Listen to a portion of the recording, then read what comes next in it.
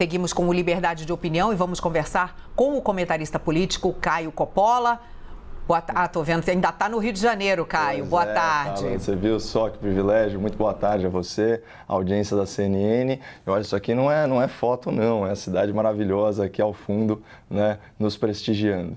Esse estúdio privilegiado aí da CNN no Rio de Janeiro, realmente vista inigualável. Eu tenho aqui a maravilhosa Avenida Paulista, mas um pouquinho menos sol, vamos dizer assim. Outro clima, né? É isso aí. Caio, o governo de São Paulo anunciou há pouco novas restrições por causa da pandemia. A fase vermelha entra em vigor em todo o estado à noite, das 8 da noite às 6 da manhã, em todos os dias da semana e por 24 horas aos fins de semana e feriados das próximas 2 semanas. Vale lembrar que na fase vermelha apenas atividades essenciais poderão funcionar nesses períodos, como supermercados, farmácias e postos de combustível. Qual a sua avaliação, Caio? Outros estados com aumento de casos devem também fazer como o governo de São Paulo fez? A minha posição em relação a esse tema já é bastante conhecida, né? E, de certa forma, o governador de São Paulo ele é refém da própria narrativa, né? Então, ele está numa situação em que ele precisa adotar alguma medida, né? Isso no sentido de sinalizar ao público que ele é um gestor eficiente, que responde a externalidades, aos desafios da pandemia, etc. Só que o único caminho, né, que ele, vamos dizer assim, traçou para si é o caminho da imposição de restrição, né, à circulação de pessoas. Então, realmente, ele não tem alternativa, porque os números estão piorando, né, e ele fica preso a própria história. O que me preocupa mais de tudo isso é quando a gente vê a restrição, aliás, a permissão às atividades essenciais, e aí você tocou em temas muito importantes, né, como transporte público, segurança, infraestrutura, e a questão fica, cadê as escolas? Mais uma vez, né, a volta às aulas foi adiada. E isso é muito preocupante. Aqui eu vou ler só um, para não ficar também... Já é um tema que vem se repetindo, né, ao longo dos meses, para não ser muito enfadonho. Eu vou ler aqui um pequeno trecho do artigo publicado no site oficial, né, da ONU, das Nações Unidas, e que é assinado por membros da alta cúpula aí, da Unicef, da Unesco e também do Banco Mundial. Aspas, quanto mais tempo durar a interrupção da educação escolar, maior será a perda de aprendizado. Assim, quanto mais cedo as escolas puderem reabrir, menores serão os riscos de ocorrerem danos de longo prazo nas jornadas de aprendizagem e no bem-estar de milhões de crianças. Vamos lembrar que em nações em desenvolvimento como o Brasil, a escola não é somente um ambiente de aprendizado, né, de captação, de transmissão de conhecimento, ela também é um ambiente seguro, né? É um ambiente em que as crianças realizam refeições. Isso é muito, muito grave e isso é muito sério. E só para, no auge, né, das medidas de lockdown, que inclusive já no semestre passado coincidiram com o pico da primeira onda da pandemia, né? A gente já tinha na cidade de São Paulo pelo menos 1,5 milhão de passageiros por dia só no sistema de trens e de metrôs. Então, indo para o trabalho e voltando para casa. Esse vírus é altamente infectante. Então, se você tem cerca de 10% da população, pelo menos, só usando um modal de transporte público, indo e voltando para casa, por mais que o número de interações sociais seja reduzido, obviamente, isso vai ter consequências na infecção. Então, de novo, eu acho que é uma medida vazia, mas é a única solução possível para quem está errando há muito tempo. O avião que está trazendo para o Brasil 2 milhões de doses da vacina de Oxford deve chegar ao Brasil no fim da tarde de hoje. A previsão do voo é pousar em São Paulo e seguir para o Rio de Janeiro. E vale lembrar que essas doses que foram fabricadas pelo laboratório indiano Serum já tiveram uso emergencial aprovado pela Anvisa. E com essa chegada das doses ao Brasil, como o Ministério da Saúde vai organizar a logística de distribuição dessas doses, Caio? Quais serão as prioridades e como vai ser o cronograma de aplicação do imunizante? Bom, já que a gente está fechando a semana, né, Carla, eu queria fazer um comentário um pouquinho diferente, explorando a reação de certos agentes políticos, né, e de certas pessoas às notícias, né, sobre a vacinação no Brasil. Então, começando pelo principal fato do dia, como você bem trouxe, né, que é a chegada iminente de 2 milhões de doses da vacina AstraZeneca Oxford Fiocruz, Então, se Deus quiser, a carga aterrissará em poucas horas, né? E isso para desespero de quem celebra uma calamidade sanitária como se fosse uma vitória política, né? E para tristeza de todos aqueles que riram ou que debocharam do atraso de um avião carregado com a vacina mais eficaz à disposição da população brasileira. Bom, a propósito disso, né, aqui numa nota um pouco lateral, eu separei duas pérolas, né, de ícones da esquerda mundial que nos revelam como é forte a torcida a favor do vírus, né? Então, disse o senhor Luiz Inácio Lula da Silva, né, ex-presidente da República, criminoso condenado em múltiplas ocasiões por corrupção, aspas, ainda bem que a natureza, contra a vontade da humanidade, criou esse monstro chamado coronavírus, porque esse monstro está permitindo que os cegos enxerguem que apenas o Estado é capaz de dar soluções a determinadas crises.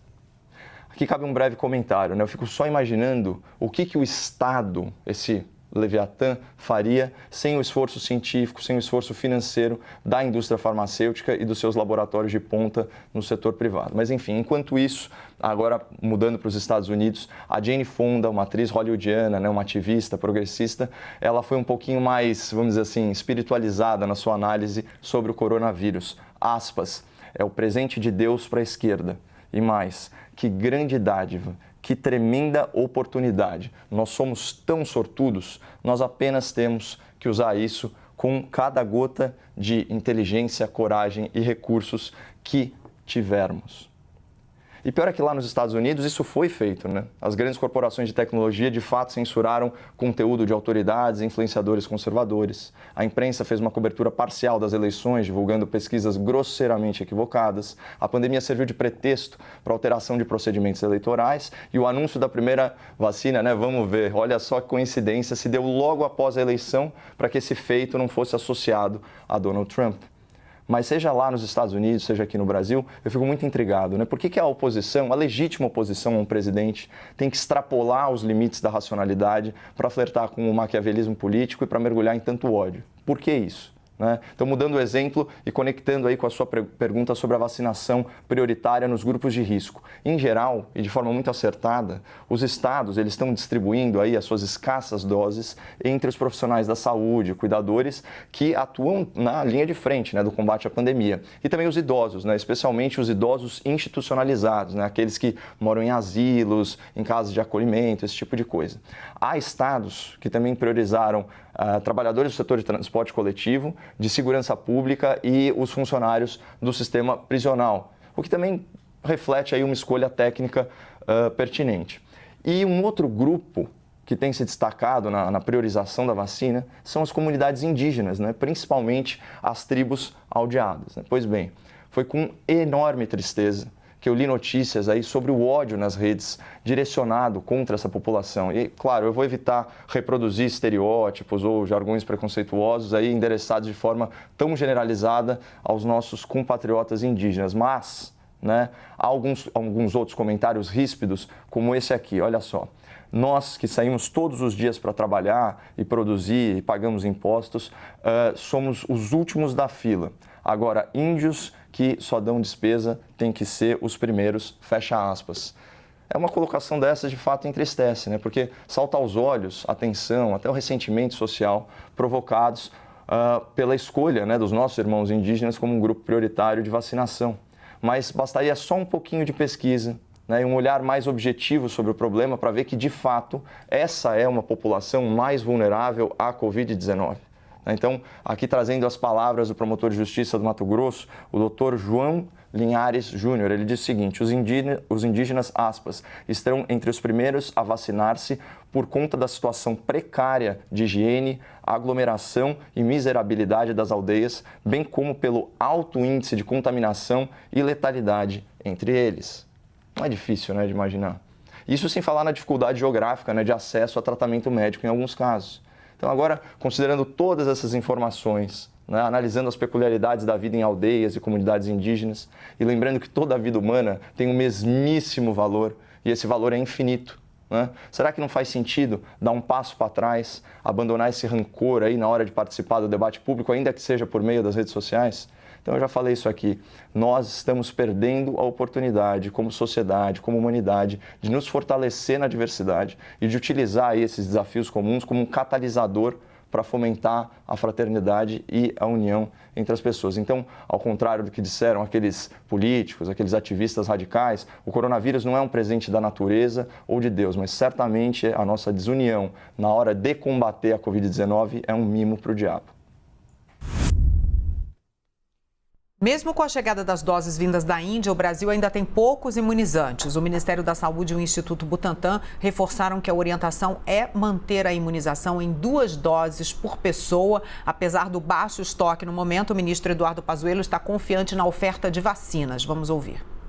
Em janeiro, que é agora, e começo de fevereiro, vai ser uma avalanche de laboratórios apresentando propostas, porque são 270 iniciativas no mundo produzindo vacinas, e a gente tem que estar com muita atenção e muito cuidado para colocar todas elas o mais rápido possível disponíveis, dentro da segurança, dentro da eficácia e na nossa capacidade de colocar no lugar certo, na hora certa.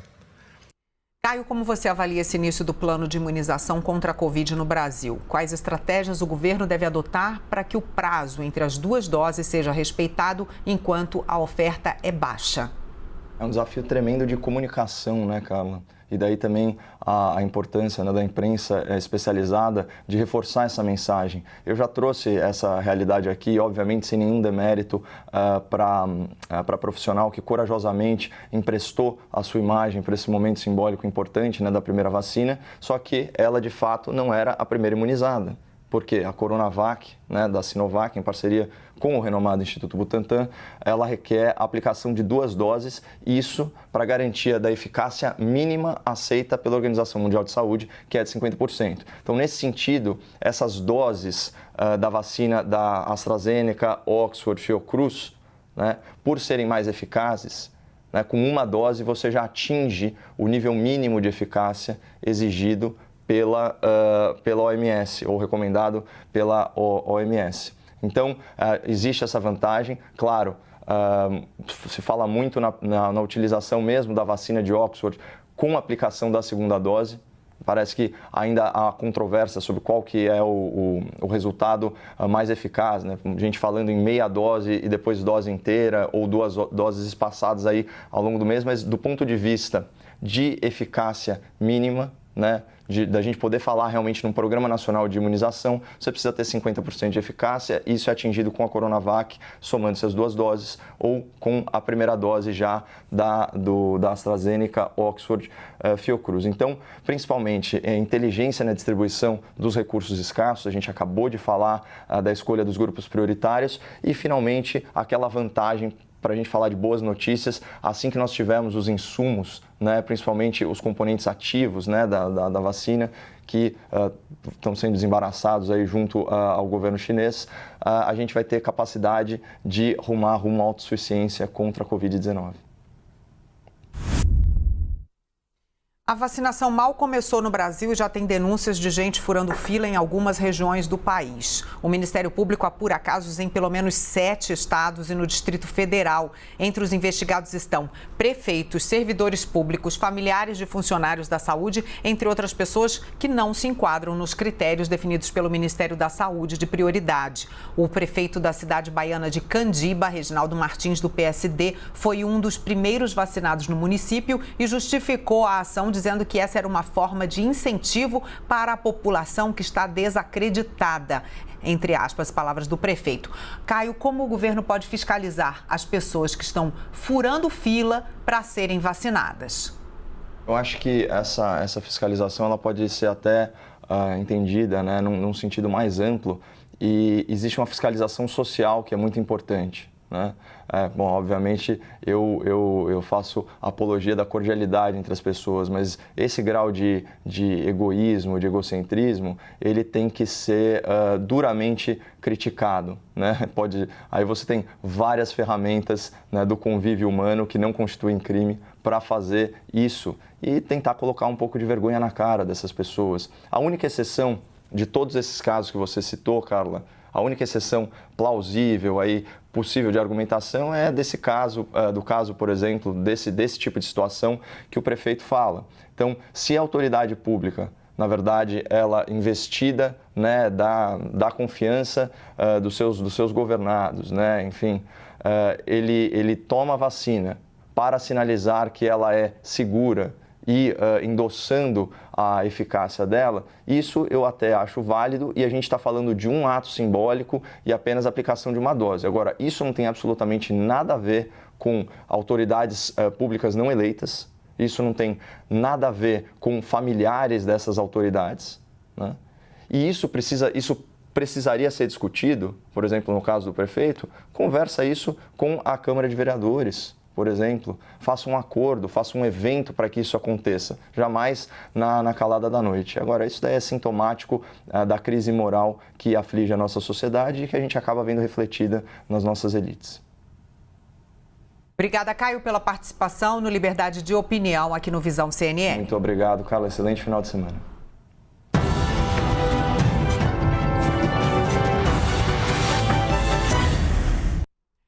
As opiniões emitidas pelos comentaristas do quadro não refletem necessariamente a posição da CNN.